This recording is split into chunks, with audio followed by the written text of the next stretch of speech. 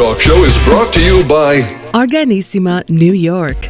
Your exotic skin, hair, and beauty source, and your one-stop shop for all your natural and organic skin and hair care, featuring authentic organic Moroccan oil and prickly pear seed oil and much more.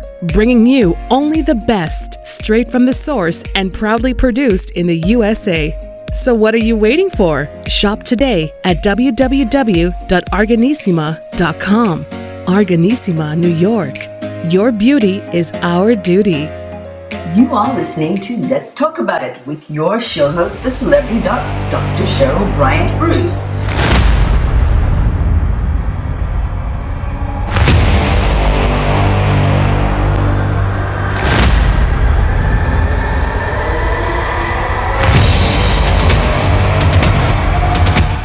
This is Dr. Cheryl Bryant Bruce, MD, the celebrity doc, and we are here with Chatters That Matter. Let's talk about it. Chatters That Matters is our runaway hit internet radio and television talk show broadcasting on the EMBC TV network, iHealth Radio, YouTube, Facebook, and pretty much anywhere you look. We feature excited, timely talk with show host, the celebrity doc, that's me, and my co-host, Hikam Ellen Mati, aka Hurricane H, on all matters health and wellness related that concern contemporary urban dwellers worldwide. Hear informative bites on nutrition, fitness, image management, psychosocial interactions, sexuality, preventive health and disease management, finance, politics, current events, and more. Get set for provocative guest interviews and lively, sometimes outrageous discussions with you, our listeners, front and center. This is your show, Chatters That Matters. Let's talk about it. And tonight, we are featuring a celebrated guest with our show, Atomic Dog, Health and Longevity for you and your furry friends. Bow, wow, wow, yiddy, yo, yiddy, yay. Our guest is none other than Jody Miller-Young, who is a natural pet wellness expert and coach. Jody is the host of the podcast, The Hound Healer, and she is a certified pet homeopathic educator. So this is not your ordinary vet. And Jody is here tonight to tell us all about pet health. And Jody, we are happy to have you with us.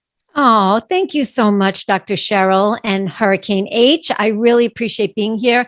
And I'm excited to share about pet wellness, natural pet wellness with your Wow. So, I'm sorry. go ahead, Hurricane. I was just going to say, I am actually delighted because this will be my first actually show talking about, pets and, so I am excited about this one. I was just talking to Judy earlier and yes, let's do this. So I'm sorry. Go ahead, Doc. Absolutely. So, Jody, can you tell us what is a homeopathic pet healer? Well, I don't only use homeopathy, but one of the things that I've studied is this hundreds of year old art meets science medical practice called homeopathy. It's energy medicine. And because we're all made up of energy, everything in our bodies and everything around us is all energy.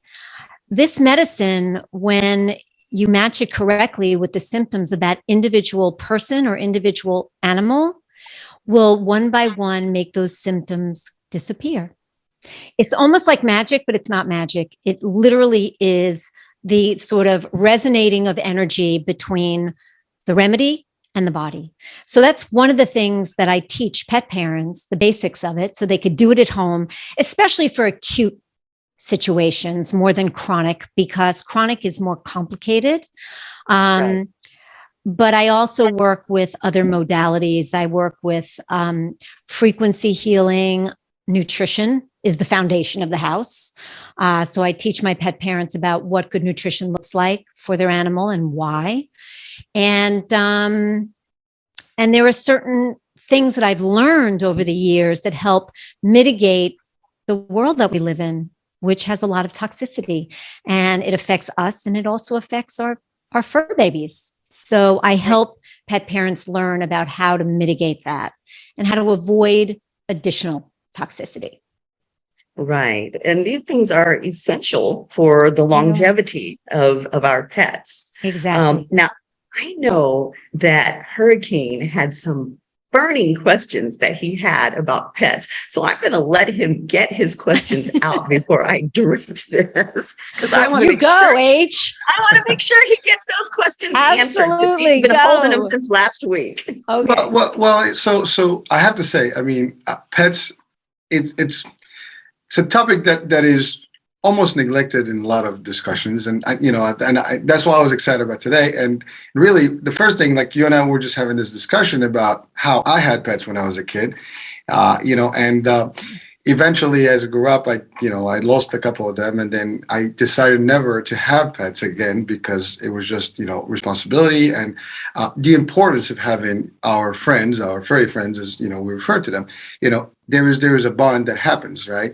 And the issue that I've seen is that people sometimes, oh, there it is, look at that. Delicious. What is her or his name? This is Rosie. Rosie, aren't you a pretty girl? She's a toy poodle. She's precious. Is spoiled rotten. She's like an apricot and beige. Yes, like a really cool combo. Yeah, she actually started out as a red, and then she has turned all of these party colors over time. She's groomed, cut down right now, but when her hair is longer, she looks like one of those FAO Schwartz toys. And she has all of this gold streaking in her hair, so she doesn't even look like a real dog. Wow. Well, I will match your Rosie for... I have nothing to mention you guys with. This is Annabelle. Oh, hi, honey. Yes, you're on camera. Yes. She is a Chihuahua, and everything you've heard about Chihuahuas is true. Chihuahua is real, and it's in this body. Right? Yes. Little Miss Attitude. Yes. Chihuahuas are the big dogs. Oh, please. Napoleon complex. On steroids. Absolutely. Ladies, I can't match this. I mean, I don't have anything else with me here. I want to answer your questions too. I want to help you understand better about pet health what makes good pet health. So bring it on. Well, so before we get to the health part, I want to. The reason I mentioned the idea of no pets and stuff. So my kids have been bugging out about having pets, and they've been really asking me about, can I have a cat? Can I have a dog? And I'm like, well, we can't. And actually, I put them to the test, and I got a kitten, and they love cats. So my wife is allergic to them, but we could certainly work something out of that. Yeah, but I mean that was one main reason. But so we said, okay, let's try, and we got the baby, kitten, and so cute. But then I wind up the one taking care of the baby, not them. So the first thing that I wanted to bring is that I think we want to educate people about like the responsibility that comes with owning, or bringing. I would not say even owning, bringing somebody, alive. It's they're friends. They're we say, dogs. They're family. They're family. But and actually, our fur babies are somebody's. They are somebody's. They're fur people. That's right. Yes, that's right. Yes, so they are with us, but we need to understand the responsibility that comes with the belonging together. Sure. It is. There is a love. Pets really are very sensitive, and they feel just like we do. They react to everything. They can sense, and to your point, energy is big. If you can, they can literally sense evil versus good. Yes. Absolutely. Absolutely. You can tell them, like, they come to you, they look at you, they gauge you, and then either they love you or they're like, whoa, that's it. And everything goes up. But so if my dog growls at you, I'm done. I am done with you. You're dead to me. I trust the dog's instinct better than I trust my own. Well, they both look at me. I was good. but we're joking. But the fact is, really, I've seen that happen where they just sense that like Yeah. this person is not right or whatever. And sometimes they just literally, they come to you, they cuddle up and they out of nowhere. And some of these dogs can be real big dogs. And I'm talking about Yeah. real, German Shepherds, whatever, but they Oh, still yeah. come to you, they respect you, they give you the love. But going back to the core piece here is that for our audiences, understanding that when you have someone, a pet with you, and I'm say someone in this case, that's gonna be part of your life. And that's the other thing. It's a bond for life until that do us part, as we say. Yes. I mean, and Yes. it's obviously their lifestyle or their life cycle is more younger or shorter than human.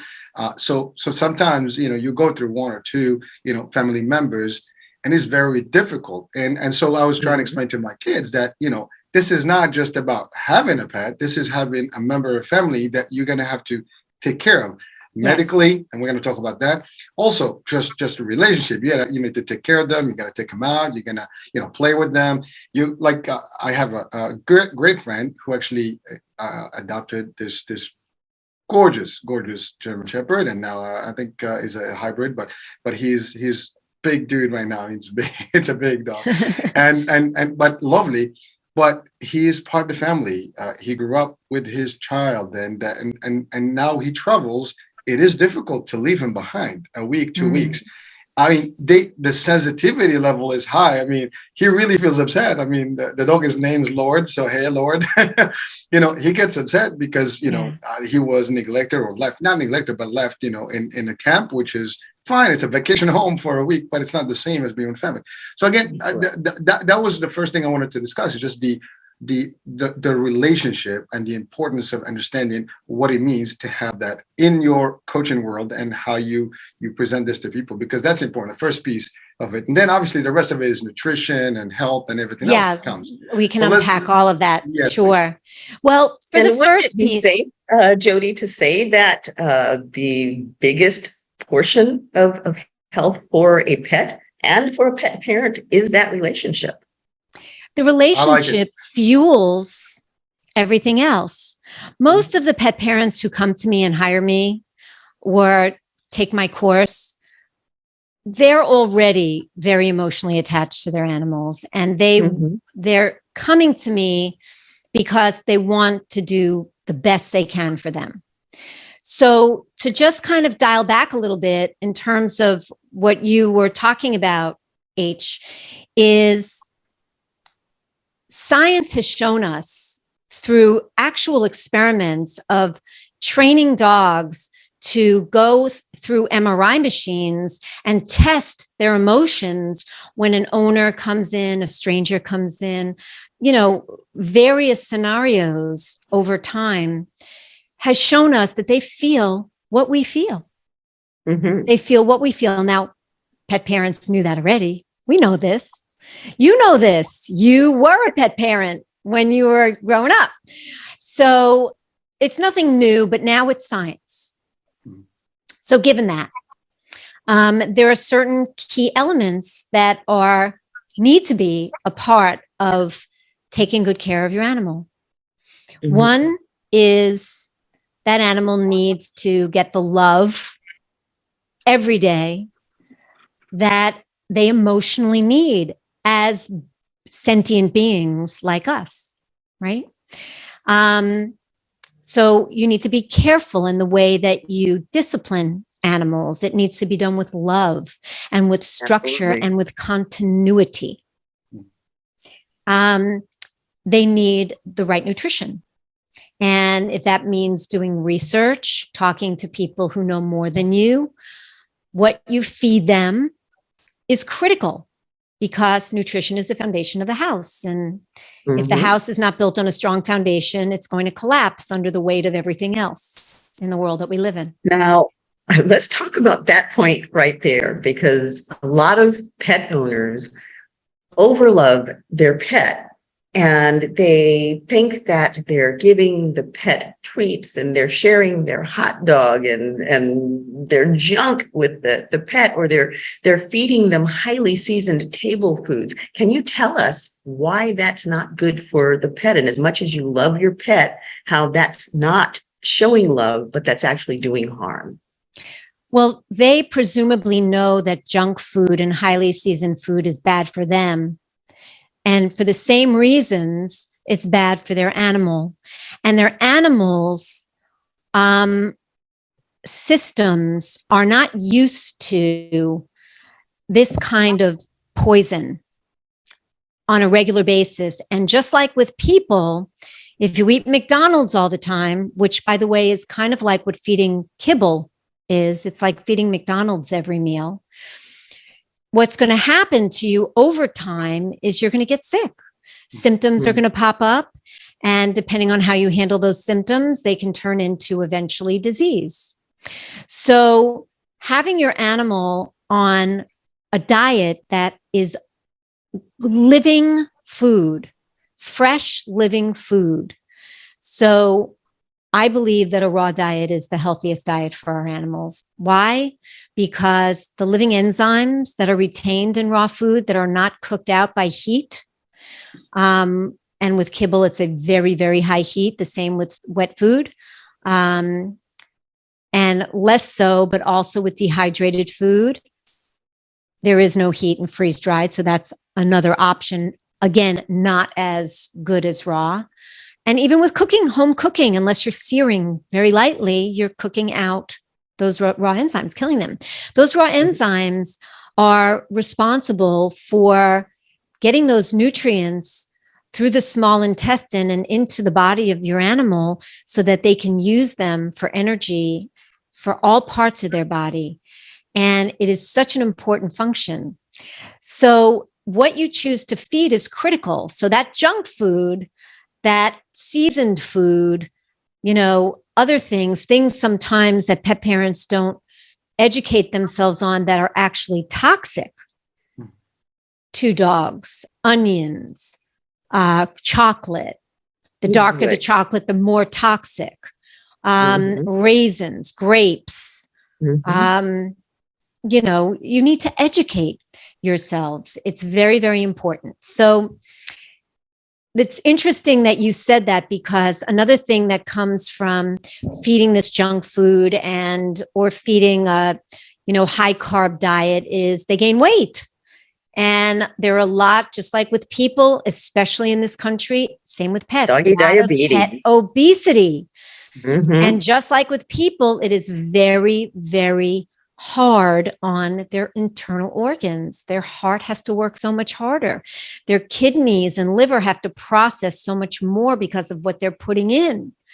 So the piece and this was a perfect lead in, Dr. Cheryl, with what you brought up, that I was getting to is exercise is another super important thing you have to commit to if you're going to have a pet. And they need as much exercise as you possibly can give them. And the choice that you make in terms of the type of dog you get, let's say, should coincide with your lifestyle. So if you're not a runner or a hiker or somebody who is really out and about doing high level energetic exercise with your animal, don't get an Australian Shepherd. Right. Don't get a dog that needs a lot of exercise. Get a Chihuahua or a Poodle or, a dog that needs exercise, but not nearly as much. So be thoughtful about the animal that you bring into your life and make sure it matches your lifestyle. And in terms of kids, back you up on that, because poodles are high energy dogs. And if you don't give them enough exercise, then you get into bad poodle behaviors. And poodles are extremely smart. They are also extremely sensitive. So if you aren't exercising them enough and they get into bad poodle behavior and you start disciplining them, then you get worse poodle behavior because you've now hurt their feelings. Oh dear. So, yeah. Every dog needs exercise. Yes. Every dog. It's the levels of exercise that they need. So just do your research. And in terms of kids, absolutely, it depends on how old they are and what your expectations are. Sometimes I found it starts with doing things together. and Mhm. making it something fun, like they're, the sister or the brother or the mommy or the daddy for this doggy Mhm. that's theirs and their baby to take care of Mhm. and make sure that they grow up into a healthy animal.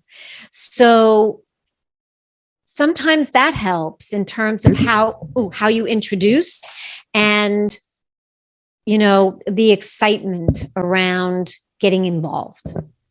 And they have to be old enough to be ready. They Right. do. Yeah, well, And what age do you feel like they're old enough to be ready? I can only speak to my own experience raising a daughter. And we always had dogs, but I think that around 10, 11, Yeah. they're Yeah. able to not only understand why it's important that what needs to be done to take good care of an animal needs to be done, but they're able to do it. Yeah, and it's important that you understand that even though 10 is probably an optimal age to start thinking about handing off the responsibility of a pet to a child, certainly you can have a pet from the time the child is born, but your Yes. expectation has to be that you are going to be the pet parent and caring for the dog or the cat or whatever it is. You cannot expect your 5-year-old to be a responsible pet parent. You can't expect your 5-year-old to help you with the pet, maybe taking the dog dish for the pet. Those are teaching Exactly. skills of discipline and responsibility, but you cannot give all of the responsibility to the No. 5-year-old and think it's going to go well. It's not fair to the 5-year-old and it's not fair to the pet. And there's another piece of this too. When young children grow up with an animal in the house and watch their parents' examples of the kindness, the concern, the care, this helps them learn empathy, nurturing. Yes. Again, lots of studies have been done about criminals who perform crimes against people. Many of them started with animals. And obviously they, were raised in an environment where they didn't have that kind of role model. Right. So it's another piece, kids learn to emulate their parents, where are their first role models, right? We're their first male and female role models. So it's an opportunity to teach them empathy and responsibility and care and to get exercise. This kind of leads into why pets are good for our health, adults too, Right. I mean, there's the emotional connection, right? Pets have been, my go-to when I'm really upset and I don't necessarily feel like talking to people. I talk to my dogs, right? Yes. I give them a hug. They kiss me. I'm like, and no attitude. I'm sorry. No attitude. And they don't talk back. That's right. That's right. So the emotional component is huge. The exercise component is huge. They've also been shown scientifically to lower your heart rate, lower your blood pressure. So there's real physiological health benefits to having an animal. So yeah, there's lots of benefits, but you have to be ready. You have to be ready because there are also, as you mentioned, lots of responsibility, and you have to be ready and willing for that. Otherwise, it's more responsible to say, not now. Well, right. Yeah. So so in my kids, we went to that route, and they still actually. But by the way, this started, as you said, when they were 11, Now they're like 15, 16, so they're a little older. So like what we understand now, we can handle it. It's like, okay, well, now that takes us to this discussion where now they're getting to become older and more mature and things, but Yeah. the responsibility doesn't go away. It's still there. And understanding what else that needs, that you talked about food and nutrition, right? That's something I think we can even dissect further, because people in their own household, they don't eat. I mean, nutrition is big in every household these days. So if we as humans are not even taking care of our nutrition correctly, there is a very good chance we're not going to do the right thing by our, very friends. And that's a big question right there. You mentioned about all the different foods that are wrong for you, just like the McDonald's and things for us. Yes. But those are the ones that we hear and see all the time everywhere. Yes. I mean, Yes. media is blessed in, your stuff is Yes. out there, and people are like, okay, I'm going to buy me a bag of these things. It's a business.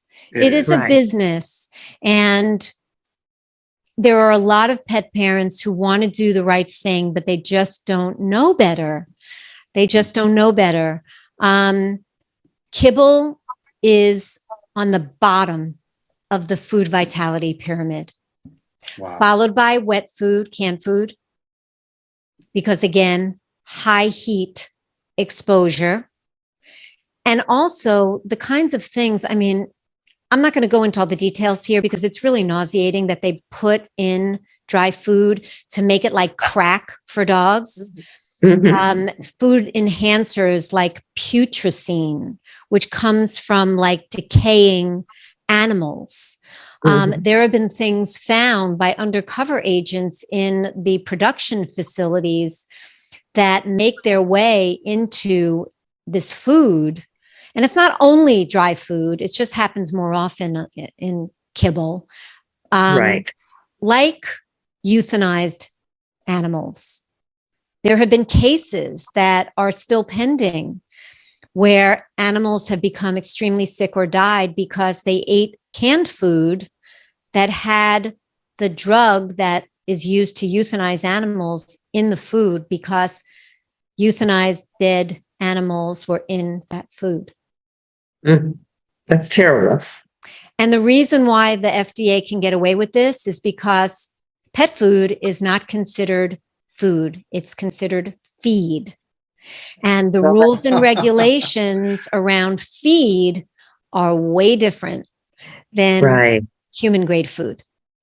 So if you're going to buy food, the first thing you should do is look for on the bag, on the can, on the package, human grade ingredients, not on the website. You can get away with that, but listed on the bag or the can. But I would really, and I do encourage pet parents to look to, if they want the convenience of food, they don't need to refrigerate. They can just take out the bag and break up and put some water in or not. Freeze dried better than dehydrated, because frozen keeps the nutrients in, 97% of them, and the dehydrating process doesn't. But if you can manage raw, it's more expensive. Freeze dried's not cheap either, but we get what we pay for with everything in life. I'll ask you a question about raw, because one of the arguments always against raw is because it's not cooked, that the animal may get exposed to bacteria. My argument against that is that, I'm sorry, but dogs and cats are not cooking in the wild, and they're eating their food raw. So I don't feel like that's a very valid argument. It's not. If you're preparing the food and keeping it correctly. Now, I mean, if you get the raw food and you sit it out on the counter and you leave it there for a couple of days, it's going to be a problem. Correct. There are two big reasons why this myth that, and I'm not a vet basher. I do believe, I'm not a vet, number one. I'm a pet wellness coach. I work with a lot of vets. But there are many vets out there who perpetuate this myth. The two reasons, big reasons, are that the acid content in a dog's stomach, in a pet's stomach, is way, way, way by many, many times greater than ours. So they're able the acid in their stomachs break down bone, gristle, and kills everything in there. Okay. That is not to say that a pet has never come down with a parasite, but I would also, or bacteria, but I would also say that if your animal has a strong immune system and a healthy gut, of which raw food contributes, and that has been shown in studies, then it's very unlikely for them to pick things up. So that's number one. Number two is the transit time between eating and digesting is much shorter in dogs and cats than in people. So it just doesn't stay in there as long. And their digestive tracts are much shorter, hence the shorter, digestion time. So for those reasons, this is something that should not deter pet parents from trying raw and seeing the difference in their animals. I have had people take my course, transition their animals to a much healthier diet, and have seen chronic conditions like chronic ear infections or eye infections just disappear and not come back. So diet is foundation of the house. Well, again, Now let's talk again about myths, because, again, there are a lot of myths surrounding pets. And one of those myths, or one of those mistaken beliefs, is that dogs are carnivores. And in fact, dogs are omnivores. They need vegetables, they need fruits, they need a varied diet. They are also omnivores, so you can be vegetarian, but your pet probably shouldn't, because they also need that meat. They need a balanced diet. There are so many schools of thought about this, guys. It is not a very simple question to answer, but I will say this. Dogs are considered omnivores. So they have, over the centuries, adapted to their humans and the way their humans eat. And for the most part, they can handle what we eat. So meat, I feel, should still be the main part of their diet, because the level of protein and nutrients that they get from the meat, and I'm not just talking, this is another really important piece, not just talking about muscle meat, I'm talking about organ meat too, and bone. Very important. Do you want to hear the coolest thing? Yes. If you have a heart issue, or your dog, let's say, has a heart issue, and they eat raw heart, the vitamins and nutrients in that raw heart will help strengthen their own heart. Same with liver for liver, kidney for kidney, lungs for lungs. I have fed my dogs and my cat too, everything except eyeballs. I haven't gotten there yet. But there is a place that I order from where you can get eyeballs, but I just haven't done it yet.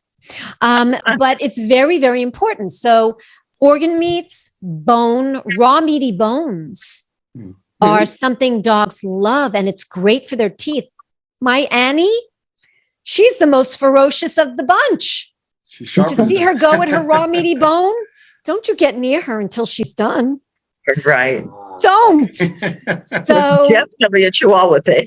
Yes. And they're all afraid of her. They all know the Chihuahua's the boss.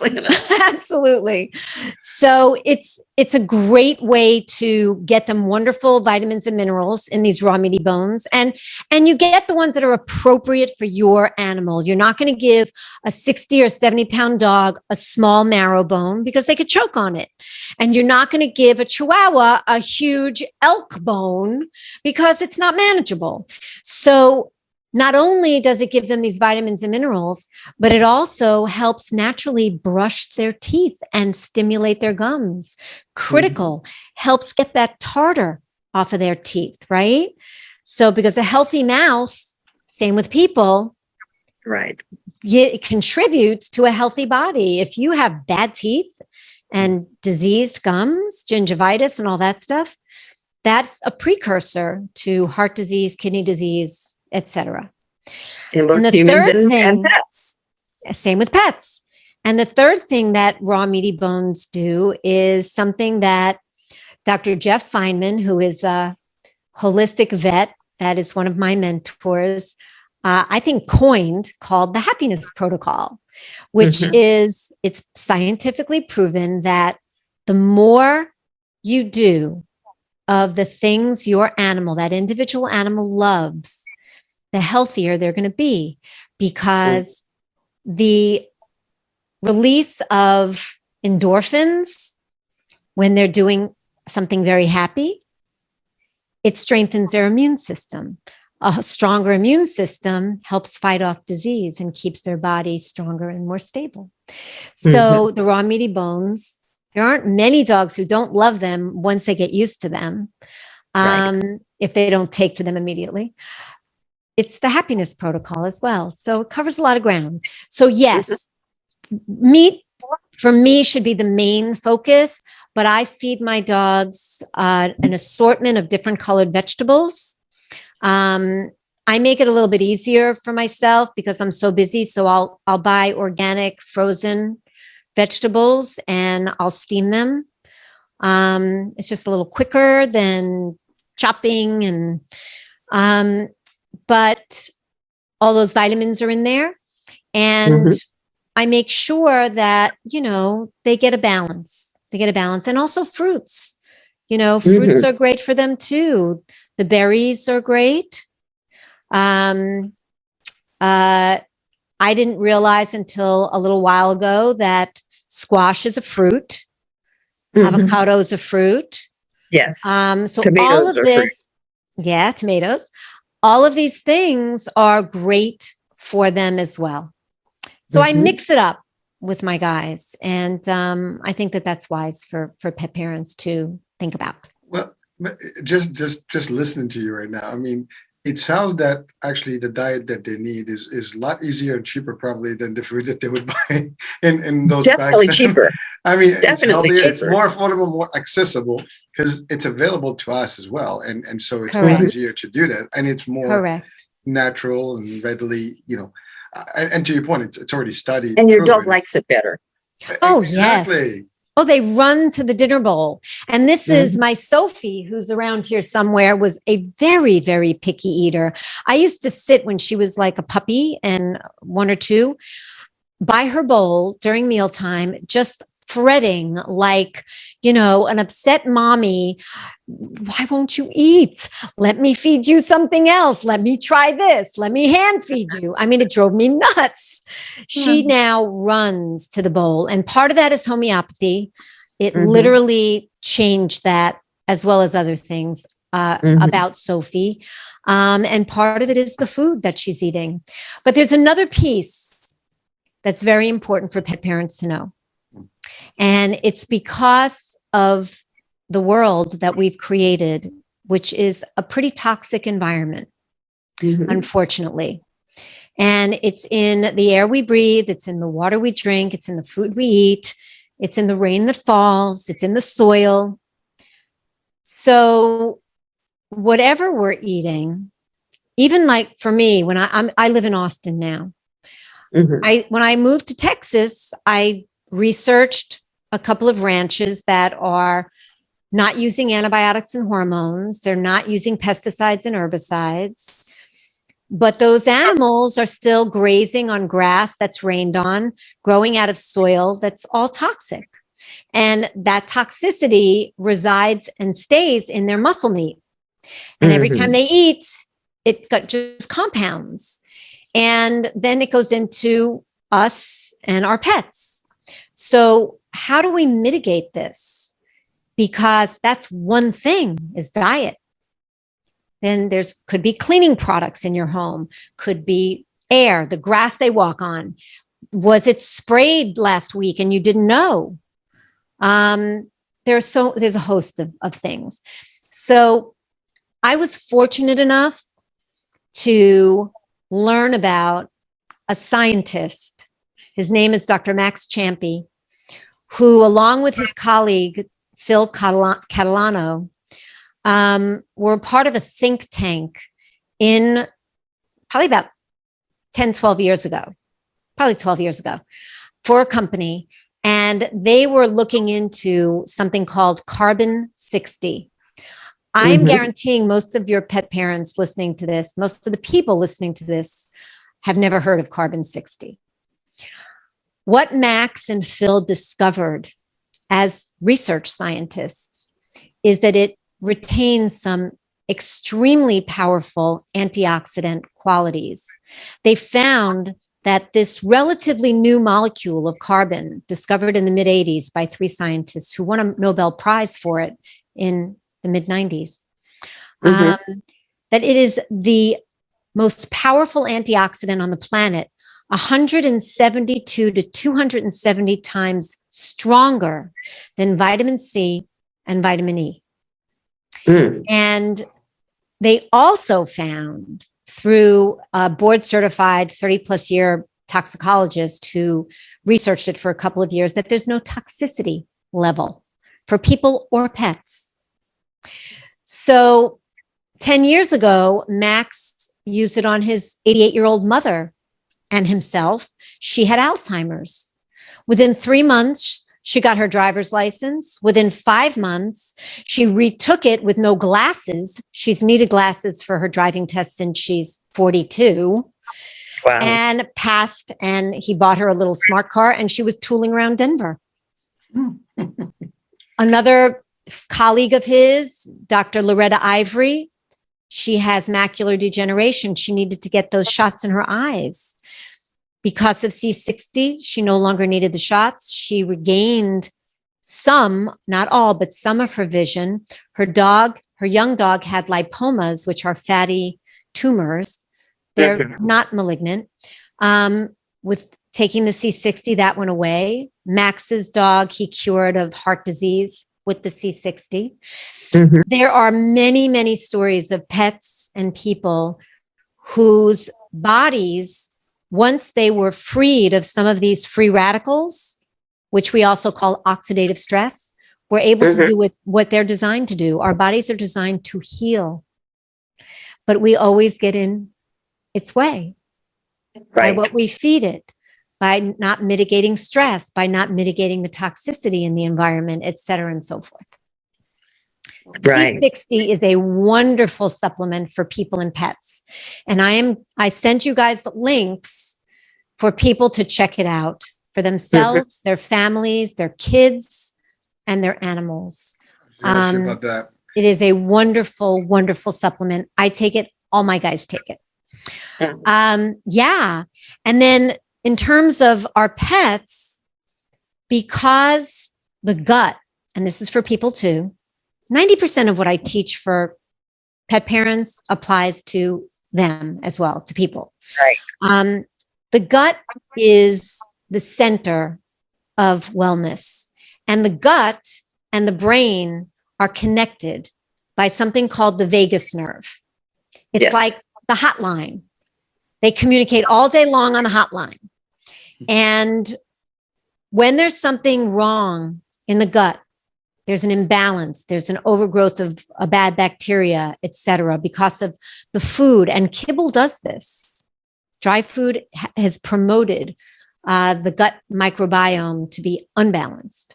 But when there is an imbalance, this is what triggers other health issues. So supporting the gut is really, really important. So just like, some doctors will tell us, take a prebiotic or take a probiotic or enzymes. It's the same with our dogs. There are wonderful probiotics, and they're soil-based, not milk-based. They're soil-based for dogs because that is more like what goes on naturally in their gut that I recommend to my pet parents. And I've included links there too. There's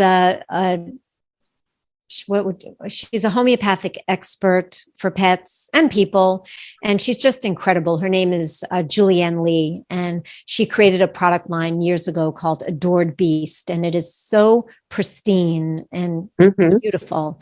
And those are two products from her line that I love and I've included. They're two for pet parents to check out. That's pretty Perfect. powerful stuff, and I think we're all gonna have to check it out. Good, I am definitely interested in the C60 thing because I mean it is something to really investigate and see what the merits of it, and obviously it's been vetted out and being used. Mhm. Oh, yeah. It's like the secret It's been sauce working for a decade.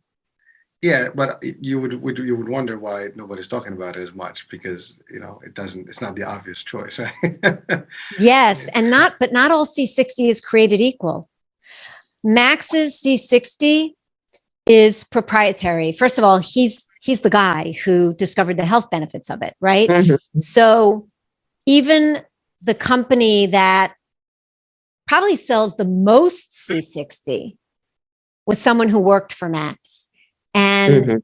doesn't have his formulation because Max is proprietary. Max has black seed oil, which is Mhm. a great antioxidant, and curcumin, another great antioxidant and anti-inflammatory. That's the powerhouse ingredient in turmeric.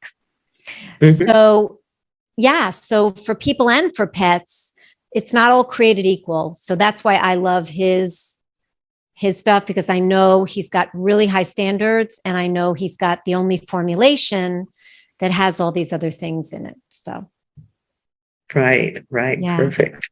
Yeah. Yeah. And I mean, it really is important to care for our pets well and to give them optimal health, because if Yes. we optimize their health, then we optimize healthy longevity. Yeah, we have them Pets, longer. yeah, pets live a lot longer than people think they will if they are treated appropriately. Yes. And the thing about it is that having a healthy pet that lives a good long time actually is a benefit for us as humans too, because it has been scientifically shown. The research has shown that pet owners live longer. So, Yes. by taking good care of your pet and having your pet longer, it's actually helping you improve your health and extend your own life. And when we talk about extending our lives, we want to extend them in a healthy, happy manner, because I mean, it serves us no purpose to live longer if we're unhealthy and miserable. So Absolutely. pets help to contribute to that healthy longevity. Yes, absolutely. Should we debunk another? I don't know if you'd call it a myth, but something pet parents are led to believe that isn't true? Absolutely. Go for it. Okay. Vaccines Uh-huh. We went are there. probably, for people and pets, are probably one of the greatest creators of disease. Why? Because the body isn't meant to have all of the things that go into vaccines. Now, when your pet gets a rabies vaccine, there isn't only dead rabies in there. There's aluminum, mercury, and a lot of other things that are toxic. Mhm. And a lot of behavior issues, as well as physical issues like skin conditions and gut issues, but aggressive behavior issues have not been put together by pet parents with a vaccination history, but are contributing or the cause of these symptoms. So this is the sort of myth that you have to get your pet vaccinated and boosted every 1 year or 3 years. When your pet is a puppy, when your animal is a puppy or a kitten, and they get their baby shots, with dogs they get the parvo and the distemper. It's like 3 or 4. That almost always gives them immunity for life. So you never have to get another one of those, no matter what your vet says. Okay. Mhm. Rabies usually lasts for years. We're talking 7, 8, 9 years, but could last a lifetime from those puppy shots, those 2 puppy rabies vaccines. And the best way, the healthiest way for your animal to know exactly where you stand is to do what's called a titer test. And what a titer test is, in case you don't know, or the audience listening isn't familiar, is they take blood and they see what the level of antibodies there are in the blood, and whether it falls above a threshold that indicates protection from rabies. That threshold is 0.5. Now, my Jasper, one of my dogs, I titer tested him in 2016. He hadn't had a rabies vaccine in a few years, and he was at 10. Mhm. 0.5, he was at 10. Mhm. 3 years later, in 2019, I titer tested him. He was at 9. Mhm. You see where I'm going? Right. It lasts a long time. Now, the So, problem with that, however, is that works really well if you live out in the country or you're living in the county. But most cities require you to have the pet licensed. And part of that licensing process is that they require I'm you to getting there. have vaccines. I'm getting there. And that's not only in the city. Most Mhm. states require vaccination Mhm. licenses. I just never did because I don't take my dogs to daycare. I don't board them. And I just don't, because it's more important to me. If you are in a situation where you have no choice, now we have choices. My Jasper has to travel to the UK. Mhm. There's no way that he's going to be able to travel without a rabies vaccination. I just did a YouTube video today with him to talk to pet parents about how we mitigated the vaccine that Jasper got Mhm. yesterday morning. Mhm. And there are ways to do that. And I welcome pet parents to reach out, and I'd be happy to walk them through. But if you have to, if there's no other boarding facility or groomer or daycare that feels the same way you do about putting this in your pet's body, or if you have to travel, then there are things you can do. Number one is build up that immune system beforehand, because it'll be a stronger system to fight the side effects of this vaccination.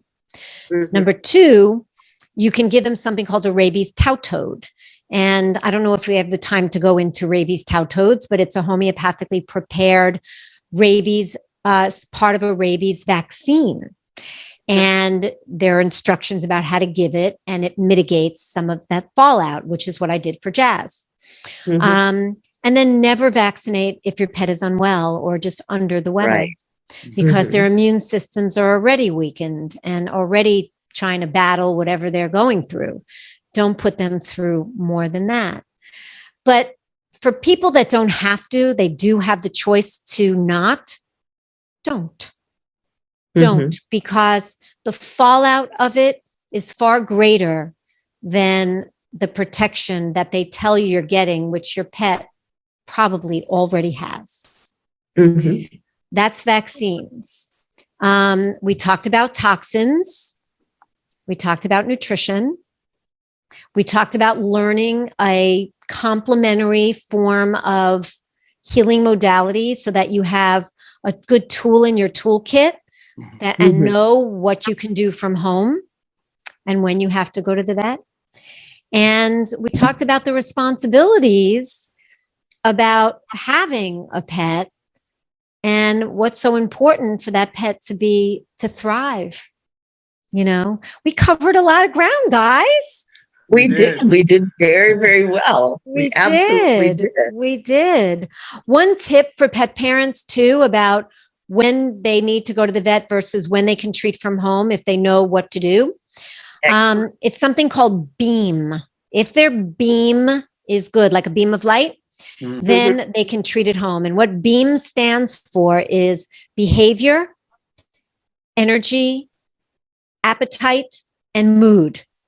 If all of those things are normal for your animal, you're okay. They're okay. You can treat from home. If the beam is off for a day or two, go to the vet. Better safe than sorry. Get it checked out. But an empowered pet parent gets it checked out and then can hear what the prescription is, what the advice is from the vet, and make an informed decision about what they want to do moving forward. Now that they know, do they want to treat themselves? Do they want to go to a coach who is natural? Do they want to go to a homeopathic veterinarian? Or do they want to give pharmaceuticals? Because pharmaceuticals always fall out, suppress it. Right. And when you suppress, it goes deeper. If it can't express in the way it's been expressing the body, it'll express that imbalance deeper, a level deeper. And over years of suppression and going deeper and deeper because you've blocked the different outlets, that's when you get disease, the serious. Now let's talk about homeopathic veterinarians. Yeah. Do homeopathic veterinarians only use homeopathy? It depends on the vet. I have met and have mentors that only go to pharmaceuticals as a last resort, and some who don't use them at all and aren't even familiar after 40 years of practicing as a homeopathic vet of what some of these newfangled pharmaceuticals are and what they do. So it really depends on the vet. But the biggest difference between a homeopathic vet and a conventional vet is, besides the fact of the pharmaceuticals, is that a homeopathic vet is going to spend an hour and a half with your animal, and is going to learn every symptom and the way your individual animal is expressing that symptom, and is going to observe the way your animal presents him or herself. And at the end of that case taking, we'll have a good idea of the remedy that's right for your individual animal presenting their individual way of the symptoms that they're presenting. So and that really is the whole thing about there is personalized vet care. Yes, but even deeper, because it's holistic pet care. It's what's going on in their mind, in their bodies, and how they're expressing all of it. And I like that you said that, because that is something that I always focus on with human medicine, is that so much of illness actually occurs in the mind. And that's not saying that the illness is not real in the body, but a lot of it does start in the mind. Yes. And so a homeopathic vet actually is more like our functional medicine and concierge and homeopathic physicians. Yeah, so takes all of that into account. And I'm so glad that you brought that up, Dr. Cheryl, because really what we've learned over the years is we are what we think about all day. That part. What we allow into our minds often enough so that it goes into the subconscious mind, so we believe it to be true, is exactly what we create in the world. And if we don't learn to control our minds, then our minds, which are so beautiful and powerful and can create pretty much anything we want our lives to be, are going to just run willy-nilly and be, externally motivated, right? Instead of us controlling internally what we think and then expressing it through our actions. And then the universe meets us back with what we put out. So Absolutely. it is a beautiful concept. It's something I teach my pet parents too, because when you take in any new information, you've got to come to it from the right kind of mindset, right? I mean, when you see Absolutely. patients, Dr. Cheryl, who are used to conventional doctors, it's an education process and they have to be open, Very much so. and there's faith Mhm. involved And and trust. trust. Exactly. So it's a mindset that, an openness. So yeah, Absolutely. the mind and the holistic thing is key. Absolutely. Yeah. Now, if you had three main takeaway points that you wanted our audience to carry away with them today, what would those 3 points be? Getting your nutrition right. Okay. So raw feeding is the best. Home cooked, if you don't cook through, and then freeze dried. Number 2 is avoid pharmaceuticals and vaccines as best you can. Learn something natural, and find someone who can teach you so that you have that power in your pocket. Mhm. And 3 is happiness protocol. Do more of what they love. Raise their vibration. Same for you. Raise your vibration. The higher your vibration, the higher the stuff you put out, the higher the stuff you put out, the higher the stuff that comes back in. And for your animal, the higher their vibration, the stronger their immune system is, and the better they can fight things off, and the healthier and more vibrant they are. Level up. Level up. Level up. Yes. Absolutely. Hurricane, did we answer all of your questions, or do you have any last burning question you want to throw out here before we I have to check say, out? Jody, you covered a lot of stuff before I even went there. But you knew exactly what needs to be shared with our audience. There was one element I wanted to talk about, and I don't know if we have a couple minutes still, but it's all about just the pet hygiene. This is a big question that comes up, whether at home or outside. And I see a lot of people get excited about dog stuff and clean after yourself and all these things. Mhm. From your experience, what are some of the advices that you can give to people, just to whether for let's say somebody at home, if they have a cat or smaller animal, and or for folks that have dogs that actually have to go out. So anything specific that we can talk about just briefly on that, With the type of regards to hygiene, hygiene and just ways of doing it correctly and maintain it, like okay. tidy Yeah. and all good stuff. There are a lot of pets with skin issues, and that's a long conversation, maybe for another show. And they may require some different protocols. Mm. But I generally recommend brushing. And if you want to bathe once a month, okay. But, the pH balance on their skin is the way nature intended. And the more often we bathe, the more we disrupt that.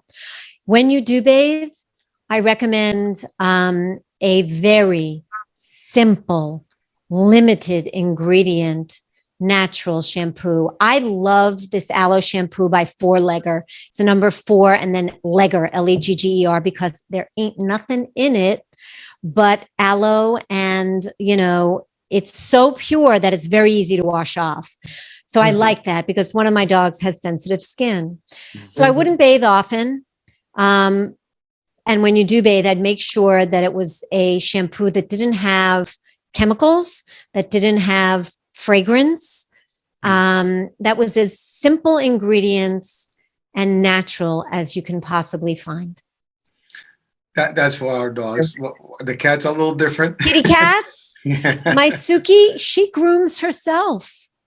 I have not, if she came to me like in really bad hygienic shape, yeah, I would bathe her. But I don't, unless they get really stinky and they're not grooming themselves well, then yeah, I would do the same kind of thing. If you have to bathe the cat, limited ingredient, gentle, natural. That doesn't just say natural on the bottle, because you can do that and it ain't necessarily natural. But where you read the ingredients and that there are no chemicals, parabens, that sort of thing in there. Make sure that you bathe the animal in warm water. People are, my Yes. cat, my dog hates a bath, and they're bathing it in cold water, and the Oh, animal is yeah. miserable. Yeah. Bathe it in Warm We water, can't do not that. too hot, experience. not too hot, but just Mhm. nice lukewarm water. And Mhm. dry them really well because, Yes. depending on their constitution, the ones that are more chilly animals, they get cold easily. So, Chihuahuas. yeah, yeah, Yes. that's true too. Chihuahuas. Yes. And I have one final question before we exit, because it is something that Hurricane and I discussed last week. When we talk Yeah. about allergies, Yes. for people who are allergic to either cats or dogs, what are some of the best way to mitigate the allergens so that they may not have to get rid of Fluffy? Two things that I have to say about that. One is just like in our pets, your body expressing an allergy is an imbalance in your system. So you got to get your own gut microbiome in order and strengthen your own immune system and try and get rid of as many toxins as you can in your body and in your environment. The thing that I did years ago, because I was very allergic to cats, I literally went into a house that had no animal or people living in it and got my allergies so badly. And I found out later that 2 months earlier, there was a kitten in the house for a couple of hours. So I was very sensitive. And I learned about a lab. This was many years ago. So there's probably labs in this country now that do this, where you send some cat hair, or they formulate from cat hair a tincture, a liquid that you take preferably without an animal in the house. I did it from my cat's hair. I had 2 cats at the time, and it still helped me tremendously. And you do that for a month, and it desensitizes your constitution, your system, through the digestive tract as opposed to the respiratory, which is where all the discomfort is. And I found that worked really, really well. So, and that comes all the way back around to the whole thing, the gut brain connection. Yes. So on that note, please check the website, check for all of the wonderful links that are being provided for you, and open up each one of them, because they all have wonderful material that will help you and your pet live happier, healthier, longer lives.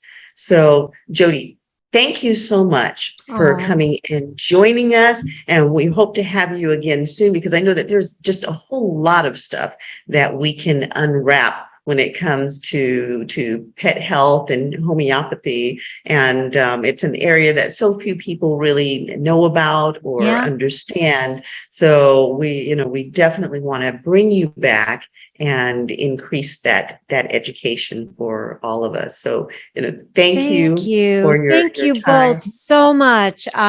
It's my mission and my passion is to share this with the world. So, we got to do that thank you today. so much for offering me a platform to do that. Well, thank you. Absolutely. Absolutely. And we hope that you will come back and join us again. And we hope that you tune in for our episode next week, because next week we are bringing Sarah Work, who is going to be talking about service dogs. Oh, wonderful. So we have 2 weeks of doggies. Love that. Absolutely. Definitely. And, I am happy to come back. When you want me, you holler and I will be here. All right, then. Look forward to it. Thank you guys so much. Thank you. Okay, so you have been listening to Jody Miller-Young, the Hound Healer, and she is coming to us here on Chatters That Matters. Let's talk about it with me, your show host, Dr. Cheryl Bryant-Bruce, MD, the Celebrity Doc, and my co-host, Hurricane Hurricane We hope that you'll join us again next week. We're on every Monday and Wednesday. We're on the EMBC